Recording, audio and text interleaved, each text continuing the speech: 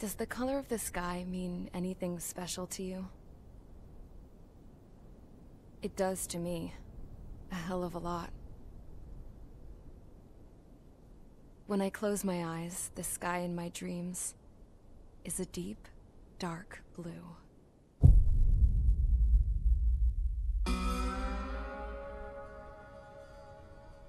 Pilots have been in my family for 4 generations.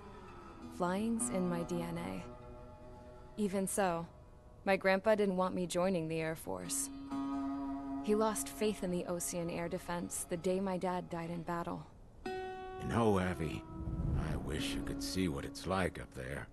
Cruising above the clouds, the dark blue of the stratosphere. Nothing beats being at the controls and seeing it from the cockpit. Look here. Gramps tossed a magazine over to me with an article. Unmanned fighters are no longer a dream, it read. Pilots taking to the skies will soon be a distant memory. I don't see anything good coming from that. Know what? Lying smack dab in the middle of the desert west of here, there's a bunch of planes from the last war. Some of them have been mothballed, but most of them are just rusted piles of junk waiting to be scrapped. Gramps was really good friends with the super there, so he got to take whatever he wanted, no questions asked. That's how we got the parts to build our own plane. Now, when I say we, I mean me, my grandpa, and his old war buddies. I cut my teeth working with those geezers. They taught me their skills, and some dirty jokes. But with their aging eyeballs and whatnot, I ended up having to do most of the work myself. I was at the airstrip doing some flight training when I saw it. A prototype drone. It wasn't much of a plane, more of a trash can with wings. Laugh at it all you want, kid. But technology's always changing. If you don't keep up with it, it'll leave your ass behind. It took 6 years and 8 months to get that engine running. And it took us another 1.5 years after that to finally get the balance of the airframe just right. I'd gone from being a little girl to, well, still a girl, just older. But now, I was all alone. Wherever the souls of my Gramps and his pals are flying, I hope it's peaceful.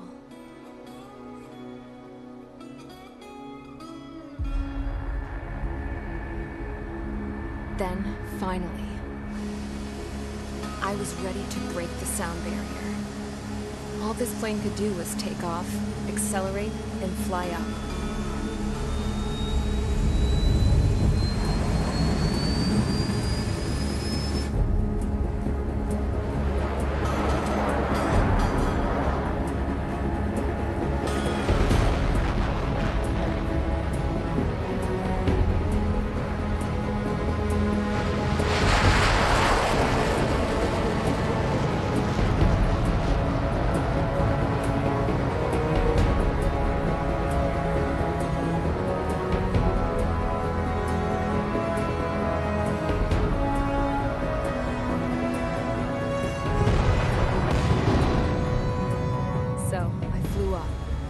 Straight up, through the clouds, higher into the sky.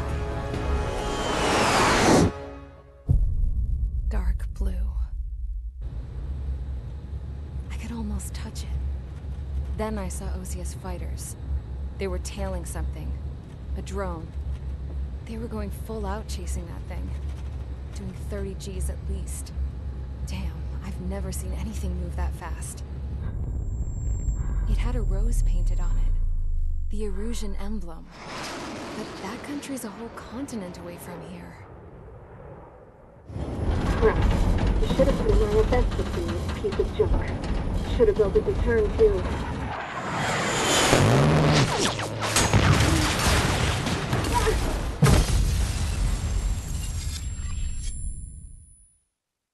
As of 1 p.m. today, the Kingdom of Erusia has declared war on the Ocean Federation. As soon as the news broke out, enemy aircraft began bombing Ocean territory, causing widespread destruction. The Air Defense Force has released a statement saying this violent attack was carried out by drones. They speculate the drones were secretly transported to Osea in shipping containers and launched remotely. The Secretary of the Navy has stated that the enemy was targeting naval ports across the country. According to the Secretary, all of the nation's aircraft carriers, including one still under construction, sustained severe damage in the attacks. We have yet to hear back from the department as to the fate of Ocean carriers currently at sea. Hold on. I've just received breaking news. The International Space Elevator, which is being built in southern Usea, has been seized by the Erusian Army. Reports say former President Harling was touring the site at the time, but his current whereabouts are unknown. Our sources in government tell us it was Harling's policies regarding the space elevator that caused economic frictions in the area, and which ultimately led to this war. Located near Erusia, on the continent of Usea, the space elevator has been under construction for some time now. The Executive Office of the Ocean Federation has declared a national state of emergency. They have ordered all its armed forces, including Usian peacekeepers, to mobilize and make the necessary preparations to launch an immediate counterattack. Ladies and gentlemen, our country is officially at war. Stay tuned for further updates. Breaking news from ENN.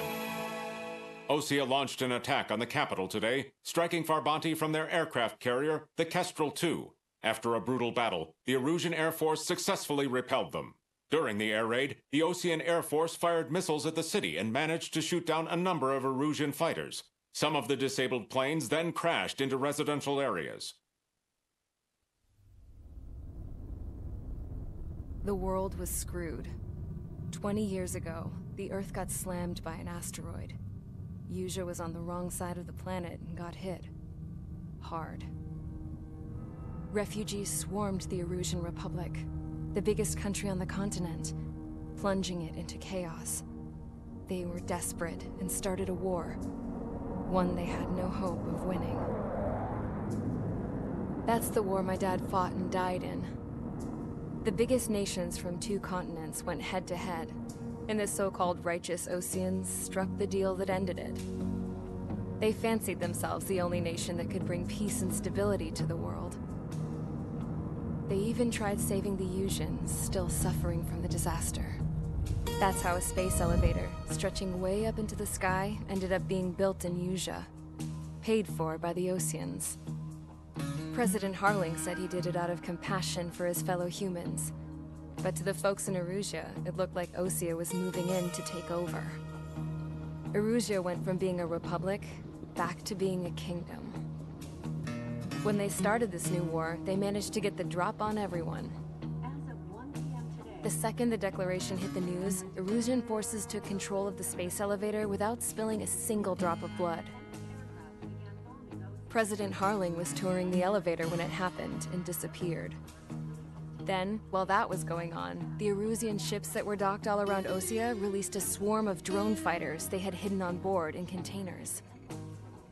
No one thought they were capable of doing what they did that day. With pinpoint accuracy, they managed to take out everything that was military, and not a single civilian was hurt in the process.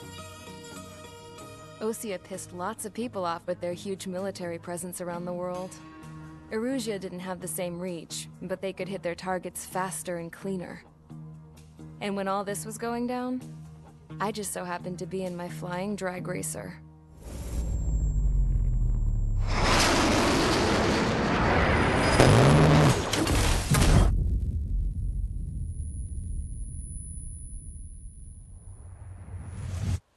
In case you were wondering, yeah, I survived. I crashed in a bombed-out Ocean Air Force base, then got arrested for breaking wartime aviation laws or some crap. The world went from being at peace to being at war, all in the blink of an eye. Princess Rosa Cassette Delise of the Kingdom of Erusia. Today, Ocean airstrikes have shattered the lives of countless Erusians. Their attacks practically leveled the school I went to. It is heartbreaking.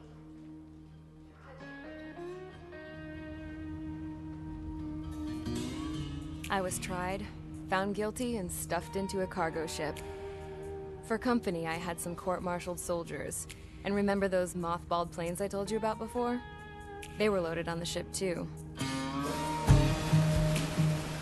We headed off down south for several days, and then swung east. That's how I got here. I was thousands of kilometers from Erusia on the opposite side of the Yuzian continent. For a port, it was dull as hell. It had 3 rusty patrol boats, and the base? The fences were topped with razor wire, the tower had a searchlight and machine guns, and a truck with a gun turret was parked in front of the gate. Its gun was aimed at the yard. This was a prison. This place looked like a full-on base, but half the tanker trucks were just big balloons, and the runways weren't even paved, just painted on the dirt. The whole place was just one big fat lie. The only reason I was here is because they knew I'd restored a supersonic plane. They wanted me to make something out of the mothballed planes they brought, that they could park on the fake runway. Can you believe that shit? So, I tried to escape. They found out, and set the dogs on me.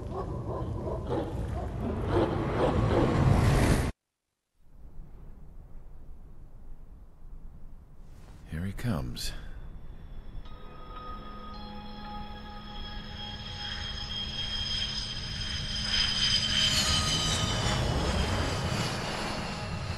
Mihai's looking worse. Thank God he has his granddaughters here to help him out. They're sisters, 15 and 10. Engaging the enemy in combat so we could use his physiological data to improve the drones had always taken a toll on Mihai's body. But today, he was really showing his age.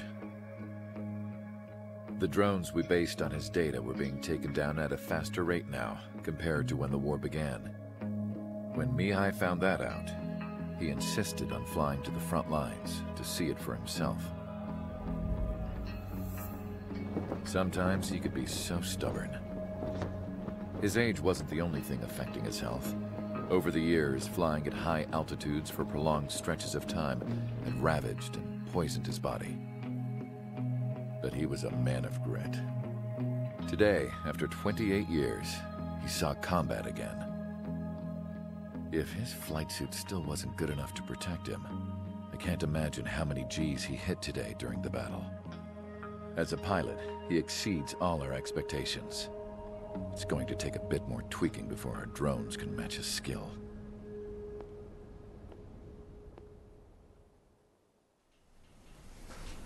How penal is this penal unit, you ask? This place is a shithole. If you took the stink of all the corruption in the world, then corralled it all in one place, that would give you a pretty good idea of what the air smells like around here. We got all kinds of critters, too. Everything from flea-ridden guards, rabid dogs, and a mechanic doing stretch for life. I can't forget the rats. Yeah, we got those. And some pilots who got their wings clipped, too. One's a great pilot, but a lousy thief. One's a gambler with no luck. And one's an anarchist with no balls. Their job here was to rev the engines on the fake runways. The idea was for Erusia's spy satellite to pick up the heat sig. Even though there weren't any real fighters here, it looked like it on their infrared. I bet you're wondering, if Erusia lost the war, how come they still have a spy satellite? 'Cause someone over there was smart enough to train a bunch of computer nerds to hack into half of Osia's satellites. That's how come. Every now and again, I'd try to bust out. And every single time, those damn dogs would drag me right back. When I was in my cell, I'd hear this voice coming from the guards room. It was the Erusian princess rallying her people on the Erusian national broadcast. All us prisoners had become big fans of hers. You want to hear something funny? The guards were big fans too. I swear to God, every time she was on the air, they'd turn up the volume on the radio and sit there listening. I could see how someone like her could win the hearts and minds of soldiers and workers alike. When the princess said something, you could tell she meant every word. Lately, she'd been having more fun with her speeches, and that made her seem even more charming. You could say her charm was like a virus. Whenever she'd point out stuff that was wrong with Osia, the prisoners in here went nuts. Hell, if anyone knew how messed up Osia was, it was the prisoners. They'd shout, "Burn Osia down." No way am I just gonna sit here and rot away in this hellhole. Dark blue. Instead of building fake-ass planes to trick Erusea, I'm gonna build one that'll really take off. You can count on that.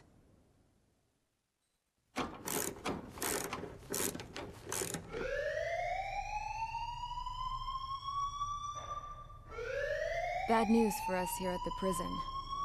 The enemy fell for our decoy base.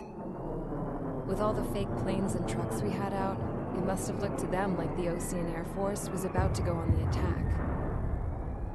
Day after day after day after day, they bombed us. Osea didn't give a damn. We weren't soldiers to them, so go ahead. Bomb us. In their eyes, we were expendable. Worth less than the fake planes in the bunkers. No biggie. While I made fake planes, they had me put together some working ones. Then, some genius at HQ decided we should send it up, so the base looked legit. Thankfully, we had people to crew them. It didn't matter what we were locked up here for anymore. Top brass needed pilots, and criminals were all they had. A crook, a gambler, an anarchist. Just your typical lowlifes. They threw each one of them in a cockpit and sent them up to intercept the enemy's planes. But in the end, it was all just for show. So, up they went, day after day after day. Today they tossed someone new into the mix. Wonder what he did to get sent here. My dad died flying for the Ocean Air Force. When your allies are surrounded, one of the most dangerous missions is giving them cover to retreat. Whoever signed up for that was a real hero. But even more dangerous than that was being the one who had to cover the rear guard's retreat. That was my dad's job, and one time, he called it off. Said it was too late for him. Said anyone else would have done the same. I found that out from a war buddy of his when he came to tell me how my dad died. The next time a retreat happened, my dad volunteered to be in the rear guard. Dumbass. He died all right. No one came to help.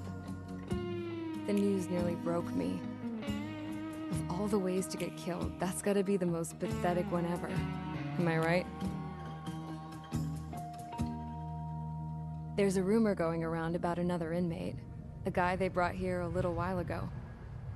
Get this, talk in the cell block says he was sent here because he killed Harling, the president of Osea during the last war, remember?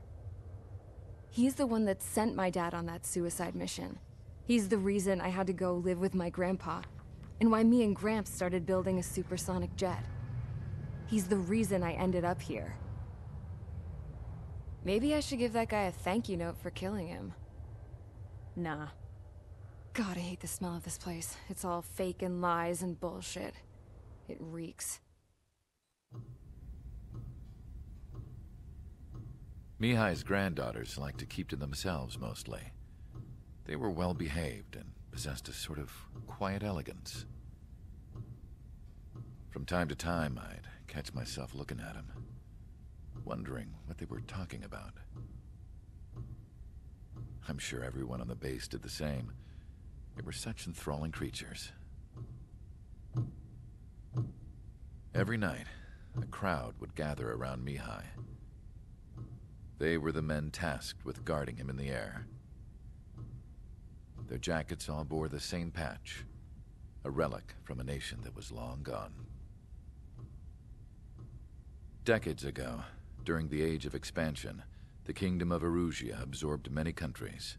Theirs was one of them. Mihai asked them, "Yet what is a nation? Can we actually see the physical lines that divide one from another?" People of my generation can no longer speak the language of our homeland. My grandparents always look sad when they see I have no idea what they're saying to me. Mihai didn't say a word after that. His scarred face betrayed no emotion. He didn't get those scars from flying, though. Mihai was originally from Shalaji. His real name is Mihai Dumitru Margarita Corneliu Leopold Blanca Carol Aeon Ignatius Raphael Maria Nikitas A. Shalaji. When he was young, he was the heir to the Grand Duchy of Shalagi. Then, revolution broke out among his people. Mihai was betrayed by a close friend who pointed a gun at his face and pulled the trigger. The revolution was successful, but the new country that sprang from it was annexed by the expanding kingdom of Erusia. The Erusian royal family allowed Mihai's family to retain their title and noble standing in the new kingdom. But Mihai surprised them all by signing up for the draft like an ordinary Erusian citizen. He was then accepted into the Air Force Academy by order of the king. Mihai soon became an ace pilot. When the royal family was ousted and Erusia became a republic, he continued his service for the new regime. Test sites soon flourished. One day, a classmate of Mihai's granddaughter visited. I noticed the rose emblem.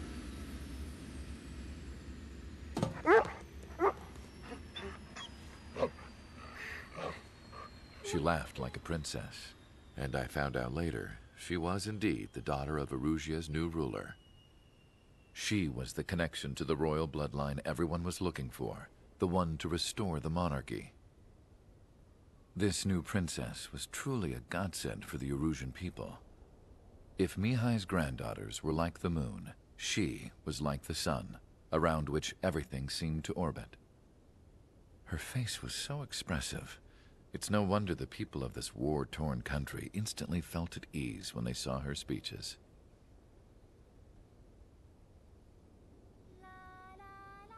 They started singing.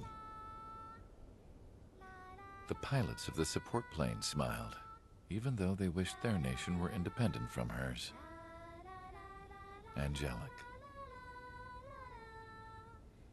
I wonder how Mihai felt about all of this. It was my job to research his neurological data, after all. I wish I could figure him out. Whatever his feelings were about losing his homeland, he kept hidden, even from me.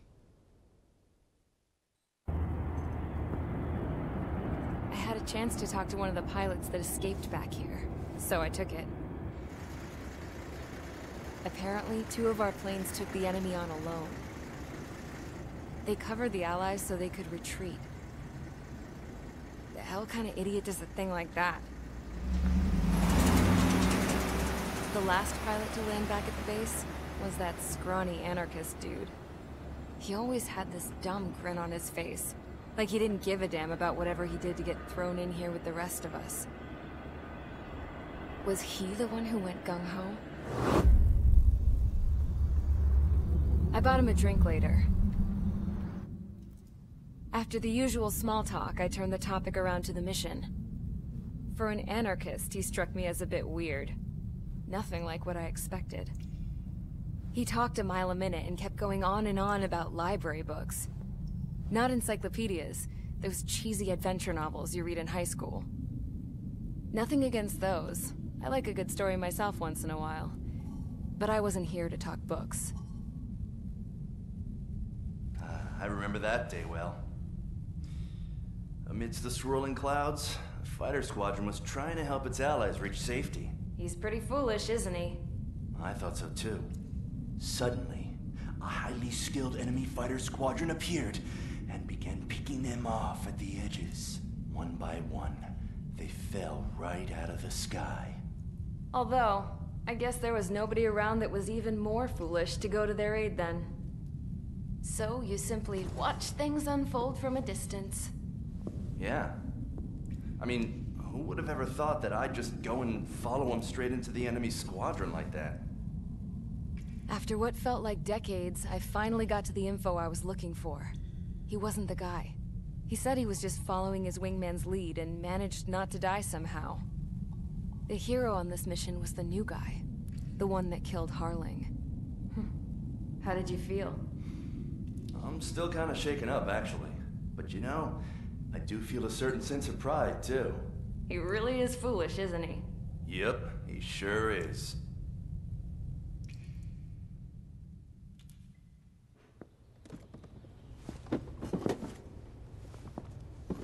I went to the hangar to have myself a closer look at Trigger's plane. I knew that burnt smell. That's what happens when an engine's been driven to its limit.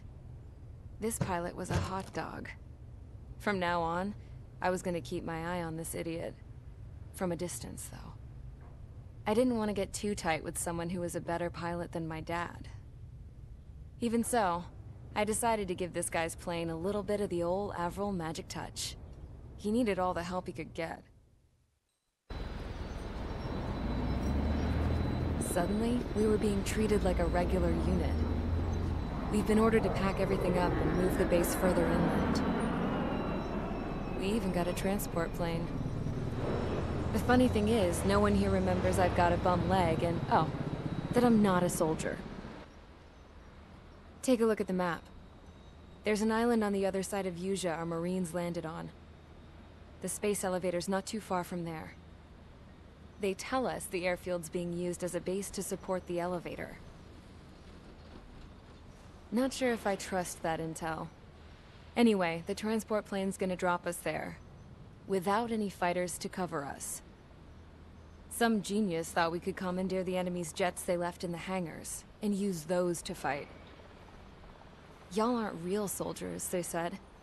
Any other day we'd be using you lowlifes to go out and dig up landmines.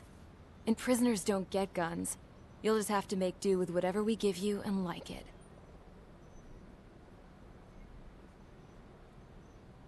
A phone. They don't let us prisoners near them. But with all the hustle and bustle of moving the base, they forgot to lock this one up. Looks like an antique. I lost my right for a phone call ever since I was arrested and locked up. It's trippy to think that I can just hook it up, dial a number, and talk to someone from my own country. Planning escapes ain't all I'm good at. I'm plenty good at remembering phone numbers, too. A little while later, I headed over to HQ. You must know. We did get a call direct from command. That pipe, what exactly are you doing with it? My grandfather had a lot of friends in the Air Force from his time as a lieutenant. My point? Well, you're going to set out in your own special aircraft. Then you'll send everybody else off in the wrong direction while you head somewhere else. All right, fine. But just you and you alone. You're the only one allowed on board. Besides, there's only one seat left. I said cool. That's exactly what I wanted to hear. I was born downtown, in our capital. When I recall my homeland, my thoughts are filled with the sights and sounds of the city. But home means something different to each and every one of us. Therefore, I've decided to visit every place where our citizens call home. The Kingdom of Erusia is a land of diversity. Each region has its own unique and special culture.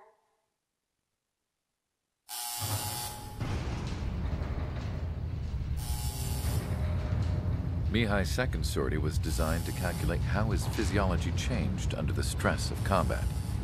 My job was to compare his performance as a pilot now to when he was younger and understand how his skills evolved.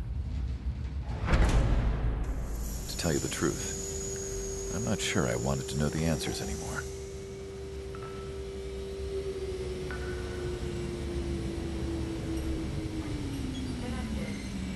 For a man his age, Mihai's body was unbelievably resilient, remarkably flexible. His reflexes were as sharp as they ever were. Still, after all those years of flying in the outer layers of the atmosphere, even someone as strong as Mihai wasn't immune to the effects of the strain. The human body is fragile. It was not meant to handle the excessive amounts of radiation that constantly bombarded the stratosphere. For Mihai's second sortie, we used a flight suit that was still untested. He seemed fine on takeoff, but by the time he landed back at the base, it was clearly a mess. He got caught in a surprise dogfight with an especially stubborn enemy. It took a while for Mihai to bring him down. Suspend mission. suit was ineffective. According to the data, it wouldn't let him fly to his full potential. A new flight suit was made to my exact specifications. When it finally arrived, Mihai's granddaughters glared at me with their disapproval. They blamed me for the pain their grandfather had to keep enduring. But Mihai remained stoic. He wasn't the type of man who cared about anything that happened here on the ground. I wasn't worried about it. I was confident the new suit would protect him thoroughly, so that he could maneuver his plane any way he wanted. The moment he took off in his new flight suit, I realized what I had failed to before. Right after takeoff, as the wheels retracted, the plane suddenly arced up. It accelerated so quickly. I had never seen a plane move like that before. Mihai hit the high G's multiple times before disappearing into the blue. The support team couldn't even keep up. And then I knew. I understood why he never seemed to care about restoring his stolen country back to its former glory, and why he didn't seem to care about anything that happened here on the ground. Of course, Mihai's kingdom was the sky.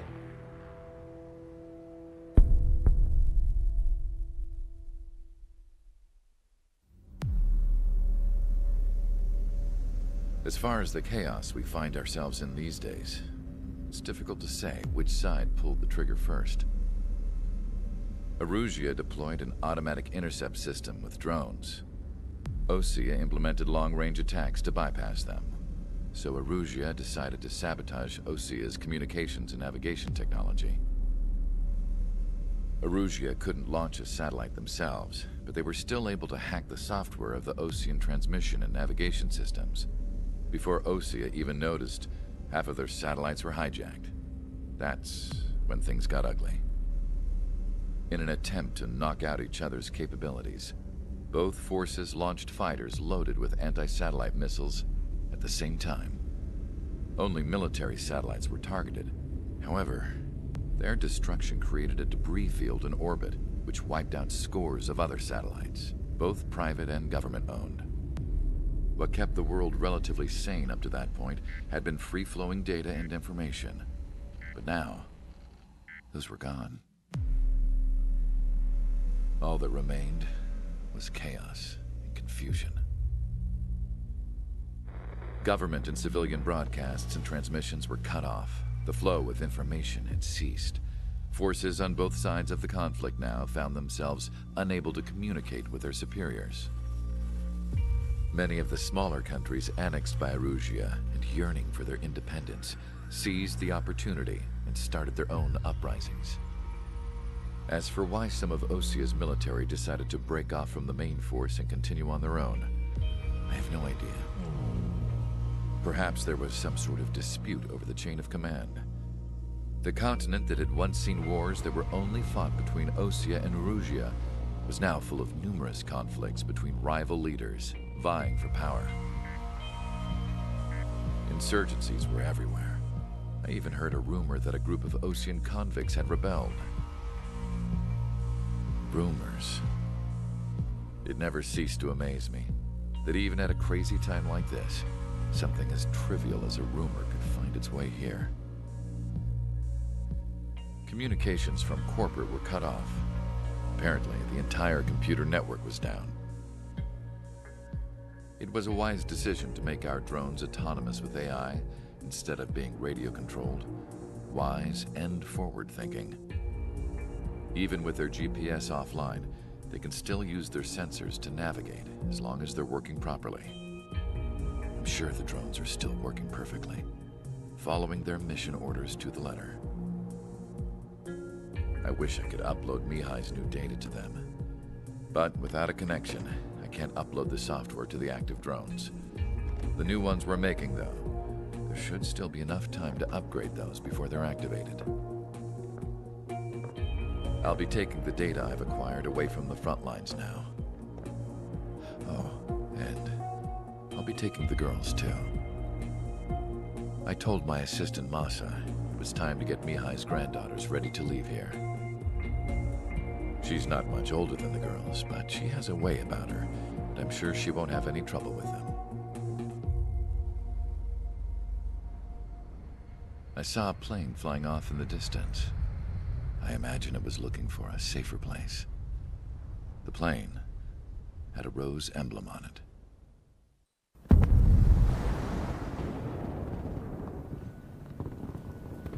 The island we went to was supposed to have been secured by the ground forces. They hadn't gotten a handle on things by the time we got there, so now we were stuck in the middle of a half-assed campaign. My job was to get the planes ready for combat, making repairs and handing them over to our troop of cons. Thing is, the enemy still had the hangars. The comms were still down, so none of us knew what the hell was going on. The last transmission I heard before everything went to shit was that some prisoners from an Osean military penal unit rioted and managed to escape. They stole some jets and now they were flying around, taking out their former allies left and right. I wonder if any units like ours were out here, creeping around. Hearing the Osean jets firing at each other overhead chipped away at morale. Since the radio was out, it was quiet. I liked it better that way. All I heard was the gunfire. Here we were, walking around carrying rifles. We were pilots, damn it. Friendly fire will probably kill us. You know things are desperate when the guards that used to lock us into solitary are now telling us it's better we all stick together. I guess they think our odds of surviving this war are better that way. After walking for miles across the battlefield, we came across the wreckage of a plane. Passenger, not military. I knew that rose. It was an Erusian liaison plane. The guard's dogs smelled something and took off. They led us to a cliff. And the bodies. Today, I lost everything. When Osea attacked our capital, my father, a man who was never really suited to being the king, was killed. I was to be flown out of the war zone to safety, but the plane was shot down by rebels. The entire crew was killed in the crash. Soldiers appeared and one shot at me. My dog went after him and shot him to pieces. He was my best friend. After all those speeches I gave about working together for peace, I thought everyone felt the same as I did.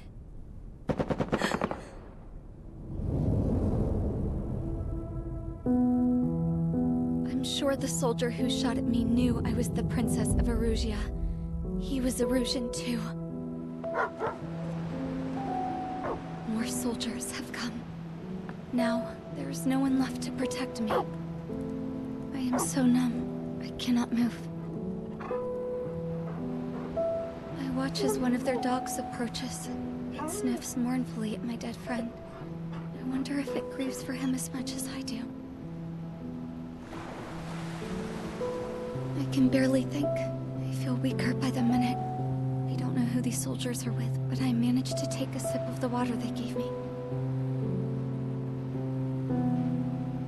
How long have you been here? Somehow, I muster the courage to answer the woman's question.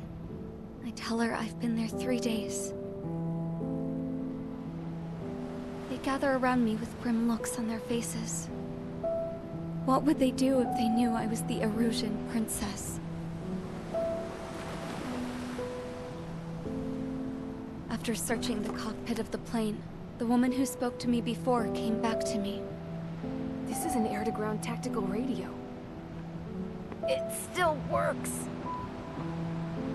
I noticed she walked with a limp. She knelt down next to me and asked her companions to give me some food. And then, very softly, she said, You see, I used to listen to your broadcasts, Your Royal Highness. Just what did you see here?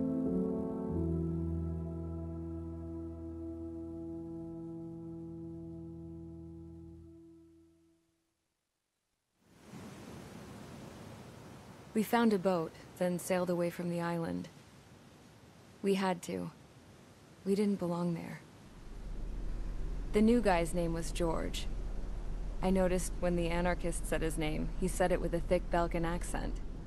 How did you know that he was from Belka?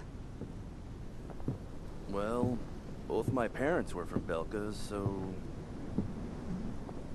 You never told me that. They say that Belkans are known for their conspiracies. That's just a stereotype. Now, I simply stated my honest opinion and was thrown in jail for it.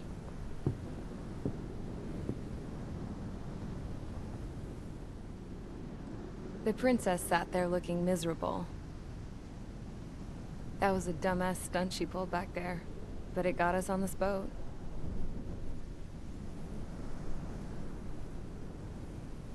Take a look at that. This ship is heading for a single rope that's hanging down from the sky. Do you know how far the end of that rope reaches?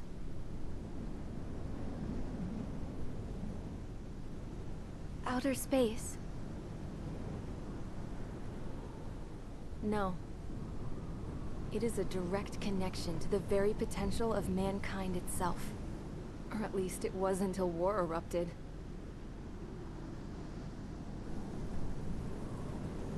It's my strong belief that the rope might be connected to a very distant, faraway source of great conflict and strife. Even long before the war, the whole world started falling apart once Harling began trying to build it. I often wonder what was going through Harling's mind when he was trying to destroy the very thing that so many people were sacrificed in order to create. Sacrificed? What do you mean? Have you seen all of those countless old space shuttles on Tyler Island that are no longer in use? Yeah. I always thought of them as a good source of scrap. They're an obsolete technology that was abandoned during the construction of the space elevator. Which would mean that if the space elevator was destroyed, it would be that much harder for mankind to reach the stars. Until we find another way. But even then, Harling still went ahead and tried to destroy it. At the cost of his own life. That's not the way I heard it. What I heard was that he sacrificed himself to protect the tower from an incoming missile. Oh, I was told he tried to fly his ship into the tower in order to destroy it. I wonder which story is true, Your Royal Highness. I don't know. Looking at it objectively, it's reasonable to believe that Harling had both options before him. When it comes to which one you think he took, I guess it's like a mirror. Yes, it is. It's like a mirror looking into your own soul, based on whichever choice you believe it was. At the moment, though, I can only see darkness.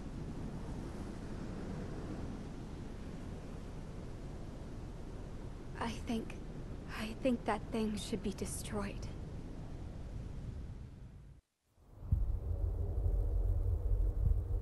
When we got to the mainland, we found the space elevator's support facility. I guess this was the factory where they built the gigantic structure the elevator traveled in. There was this little girl sitting in front of a mural. When the princess saw her, she shuddered like she'd seen a ghost. The girl had a stuffed animal. This was the day after the shit went down at Tyler Island.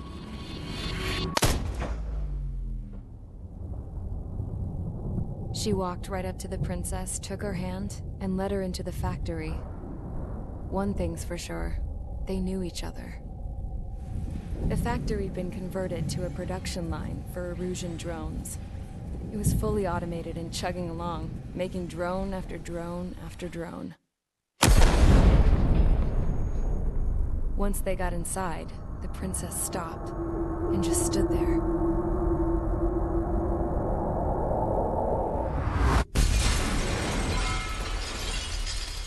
Another girl was there with a man in a lab coat. He was trying to use his keyboard, but she wouldn't let him. She took a data chip and threw it on the ground. Then she walked over to us and took the gun from the prison guard's holster. She pulled the trigger and destroyed the chip.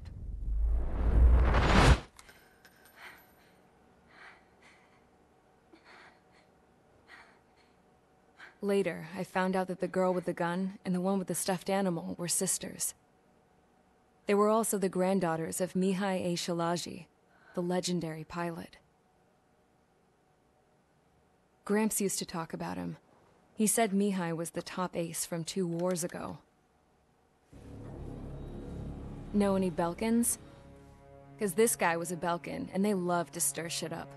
Pitting nations against other nations is a particular favorite of theirs, along with developing hyper-advanced technology. That's right. I'm Belkan, born and raised. My country is gone now. Rather than surrender to its enemy, Belka detonated 7 nuclear weapons on its own soil. My people scattered around the globe, living in the shadows of other countries. We had a new purpose: to breed wars. The theory was that through war, we could achieve our destiny and our revenge. I had just finished inputting Mihai's data when his granddaughter came in. She destroyed the only copy I had of the information I squeezed out of him. The girl loved Mihai. No one knew more than her just how hard I pushed her grandfather for that data, how much I made him sacrifice in the process. I promised his granddaughters that his efforts were not in vain, that it could end this terrible war. But in the end, it only caused more chaos and despair. We were responsible for all this damage, all this tragedy. Now, we were going to pay for it. The Erusians, once our allies, would see to that. I had lost the drive to continue my work, even before I noticed Mihai's granddaughters eyeing me with suspicion that one day. I should have stopped then, for all our sakes. Mihai's granddaughter tossed the gun aside. She said if she resorted to killing, she'd just end up like the rest of us. And by us, she meant everyone, including the princess. Like me, the princess was afraid to look into the girl's eyes. She knew that by encouraging her people, she kept the war going. Mihai and his granddaughter were victims of it, and now, they too were paying the price. Is this for Belka? Or for Erusia? My grandfather had only one wish: to continue soaring through the endless skies. That was the only place where he felt alive. But I don't even have a country to call home, let alone the sky. The Black Forest, the lake, they are no longer mine. Even though those lands were once cherished by my late mother. We have to learn to put that sense of nostalgia behind us and behave like mature adults. My homeland. She's right.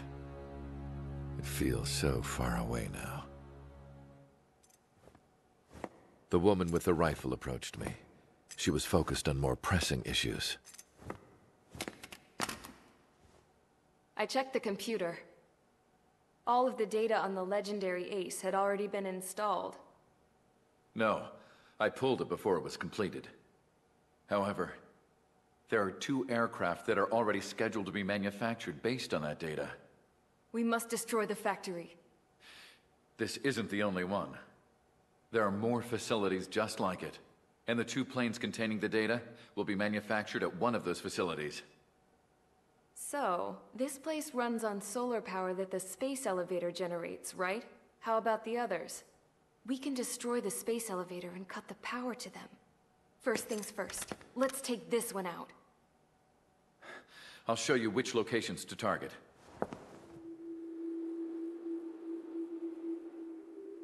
I stood there, thinking about that mural by the factory's entrance. Harling commissioned it to be painted. I realized that in the background, behind the dancing figures, the artist had painted several space elevators. I understand now. The space elevator wasn't designed to exploit Erusia after all.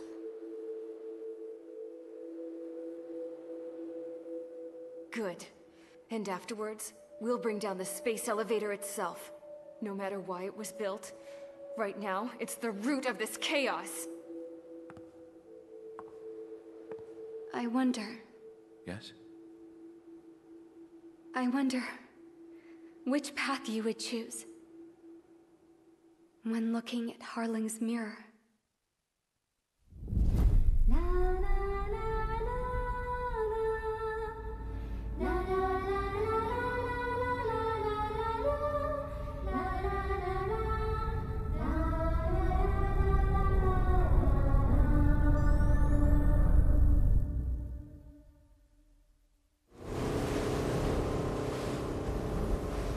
Hell, I can't just snap my fingers and make a plane. Believe me, I wish I could. Right now, we needed one. Bad. When we were coming over on the boat, I remember seeing an aircraft carrier. That gave me an idea. The Admiral Anderson. The name of an old sailor. When the first drone started attacking, the ship wasn't ready for battle yet. It was still in the dock, getting all rigged up. So they rushed to get her ready. I know about Anderson. In the previous Ocean War, he was the commander of a ship that sent out the last fleet of jets. They say the deck was sloping so bad as it sank, the last plane barely made it off. Those fighters ended the war.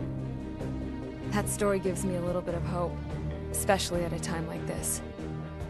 We're all in the same boat, like it or not. If this war keeps going on like it is, it'll be the end of everything. The military loaded this thing to the rafters with planes. Some were fighters that were going to be delivered to bases in occupied territory. It was hit before it could complete the mission. Jackpot. The hangars were loaded with goodies. This scrap queen's got work to do.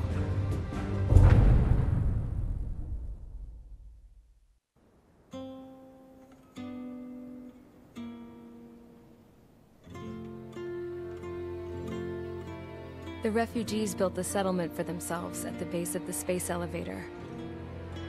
A humanitarian mission from Yuktovania airdropped some supplies for them again today. Thanks to the princess, the whole world was pitching in to help these people. Handing out the relief supplies would have been a perfect gig for that anarchist dude. But since he's dead now, the job went to the guy from Belka, George. I guess Tabloid got that new system he wanted in the end.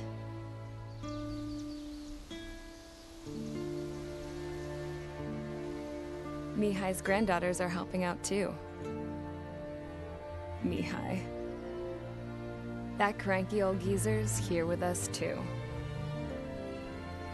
I never wanted to create anything, and now here I am, clinging to life. Watching as my grandchildren and their generation make a new future for themselves and the world. Is this my punishment then? All I do is lie here, wasting away. I'll never know the freedom of flying the open skies ever again. I've been grounded, and my wings have been clipped. You know what having peace in the world means? It's being able to die in your own bed at a ripe old age. Peace is what those girls are working so hard for here. We got a bunch more refugees today. And the princess? She's looking to the stars. Dark blue. To the heavens and beyond.